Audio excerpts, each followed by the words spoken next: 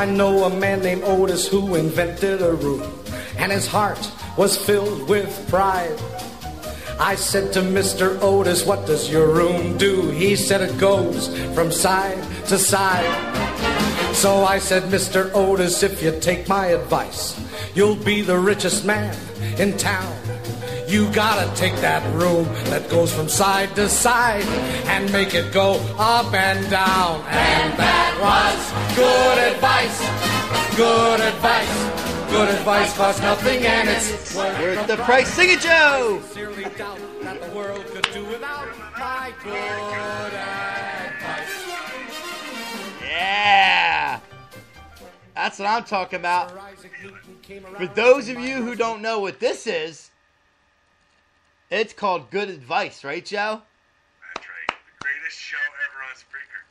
It's the only show me and Bobby's ever done that gets featured on Spreaker. Made the Spreaker newsletter. Right. What, bitches? That's right. What up with that?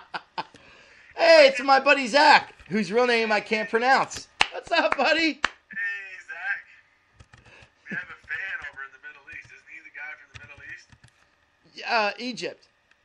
Yes, Bobby, that's the Middle East. I don't know. It's hot there, right? So it's right by Africa. Isn't that what I say? Well, it sort of is that, Bobby, actually. See? I told you my theory always works. Here comes a little lesson. Why do they call it the Middle East, Bobby? Because it's sort of in the middle between Africa and Asia. It's what connects Africa and Asia together if you look at the map. Sounds like a mystery to me. I'm not sure what you're saying. I mean, I understand that everybody breaks my balls because the theory is, well, you know, every piece of island or whatever, or place, big continent, they have hot areas and cold areas, right? Well, okay, now, depending on who you want to listen to, now you can listen to the scientists who say this happened millions of years ago. And when I say millions, I mean like hundreds of millions of years ago. Or you can listen to the Bible, who says this happened only 6,000 years ago. It's up to you. I'm not here to dispute that.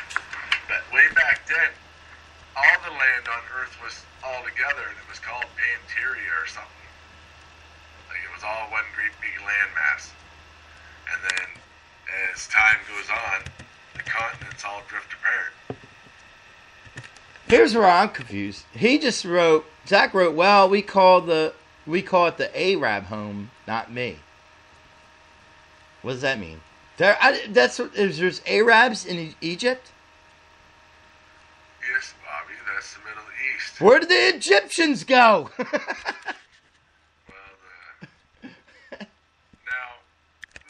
this can get tricky, and I really don't mean to offend anybody. Uh-oh, here we go. Because here, Bobby, how like we have different churches. There's Catholics, there's Christians, there's Catholics and Protestants and Baptists and Pentecostals and Jehovah's Witnesses and everything. You know what I mean? Right. Well, the same thing is sort of true in the Middle East. Whereas, sure, there's like Muslim religion, but there's like Sunnis and Shiites and shit like that.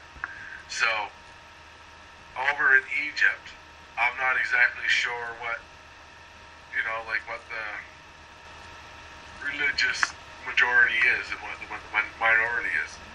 Because that's what a big balance of power is over there, is that some countries are Sunni and some countries are Shiite. Get what I'm saying? Yeah, he wrote Middle East equals me. So yeah, it's the middle. So Egypt is the Middle East. I didn't know that. Right. I didn't know that.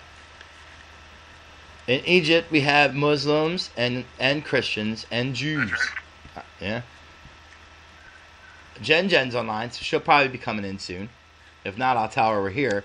What we're doing is Joe has to teach me a lot because it's a constant effort for him because he's got to teach me the same thing every day because I constantly forget. But we're doing good advice, and this is something Joe actually pretty much Joe is the mastermind of it. Yeah, I'm a bit of a genius. Listen, and I don't like to make your head any bigger than it already is, but when you got a good idea, you got a good idea. And this was a good idea, and we set this up, and people write us letters, and since we've been on hiatus, we've got a few extra, Joe. You know what I mean? Oh, yeah, I imagine the mailbag is getting full. Right, because there was a point there. We were getting like 1, 2 every couple months.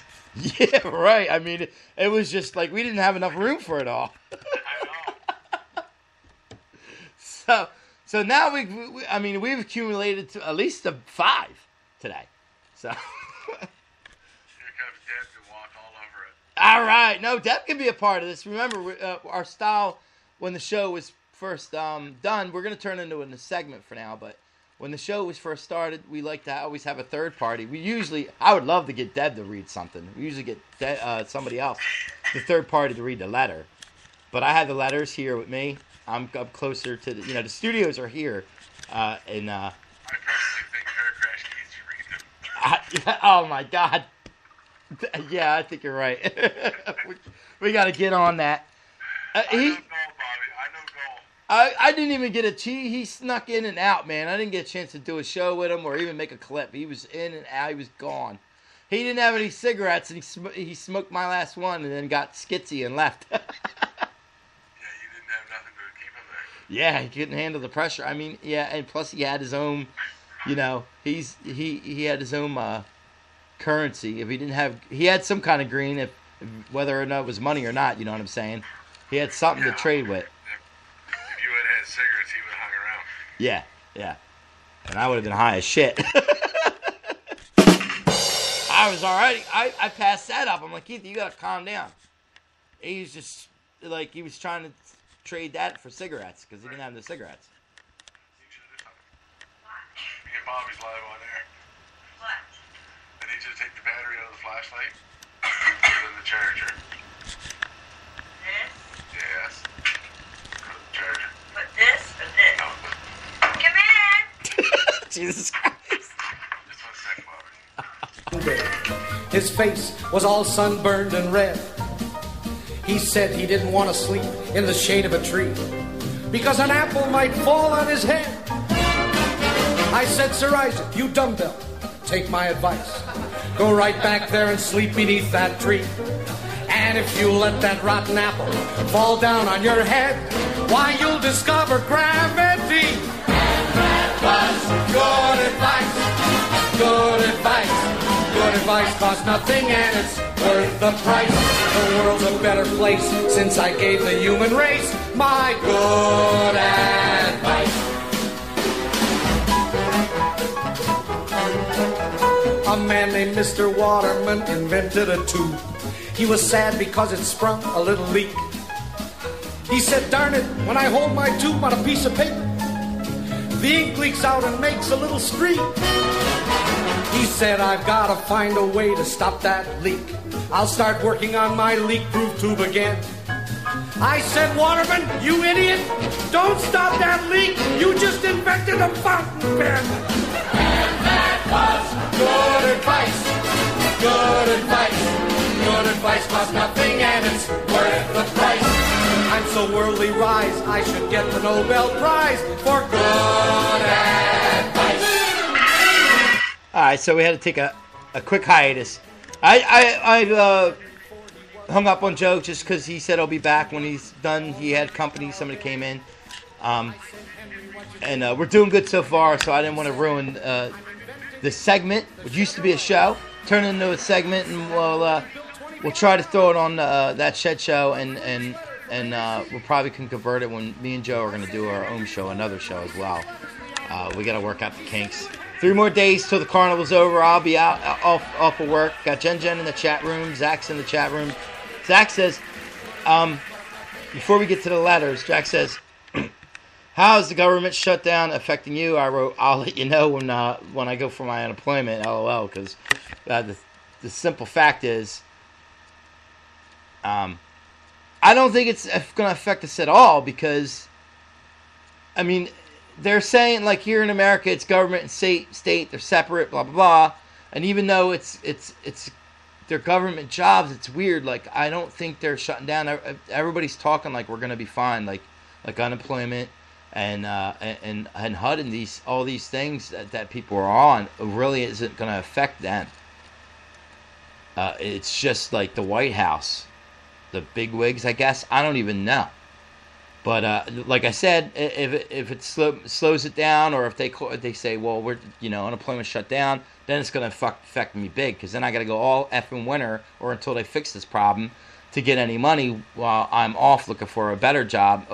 But it's not like I'm not like I will. If I have to, I go back every year to the carnival. That's what I do, because having a job is better than nothing. I'm still paying taxes half the time. Plus, you pay taxes out of unemployment and stuff too, I think, and your taxes you get back. And unemployment goes on taxes, so we pay out. You know what I mean? So we pay out. We pay. So that's why we get it, because we pay into it. Now, yeah, it's better. It gives the government more money, gives us more money to play with if we all have all year round work, which is what I'm trying to do. But right now, I got to take what I can get. You know what I mean? But I do look for something steadier. You know what I mean? I mean, we all do. There, you know what I mean? It's just the way it is. But the perfect world for me would be having keep the summer job and then get a winter job and then flip flop. Be off in the winter from that job and go for that job over the summer, and then go to the summer job, and then vice versa, flip flop it. But till Joe calls back, he's got company. We're gonna continue on. Here's we Dusty's off. Dusty's newsletter's off. Thank you, Zach. You said good luck. Jen, I missed you. Where's my coffee? I need more coffee. I don't even have a lighter. I can't smoke cigarettes. It's crazy. And then if Joe doesn't call back by the time this is over, guess what? He's shit out of luck, because I'm going to close her down till later on tonight. Just because, the baby's sick and everything. My little girl, she's not a baby. She's 7. I got to go fix her up and everything.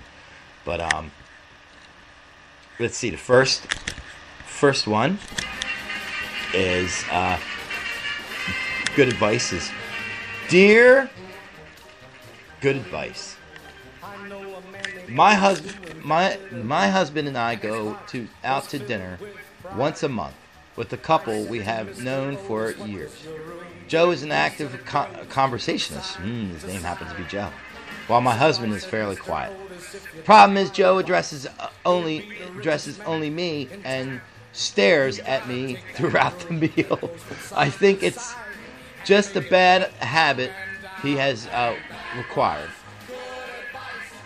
See, now the only thing is, this is a good start. We've got some good ones, but this is something that's got to be done with Joe too. Me and Joe, at least I need at least a second person on here. So I don't know, man. God damn it. The coffee is in my cabinet, LOL. I thought you was making me coffee. Nope. I gotta go make another pot, Jen. So I don't know. I don't want to do. This is Joe's baby. I don't want to do it without him.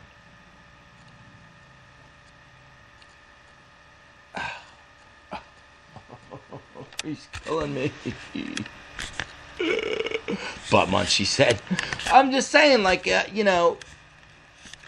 was a good idea. Me and him did it good. We get on there. We get the letters. They send us letters. We read them, and then we got both our opinions, which are usually way different from each other, on what the advice we should give. You suck monkey butt. Whatever. Whatever, Jen. You think you're such a comedian. I guess I'll just have to, the show's got to go on, I guess. What am I going to do? Shut it off? So, anyway, this broad goes out every week or so. They go out and they have dinner with another couple. And the husband, her husband, is kind of not so good at the conversation and the hanging out with him, and stares awkwardly at his own wife the whole time they're at dinner. Okay. So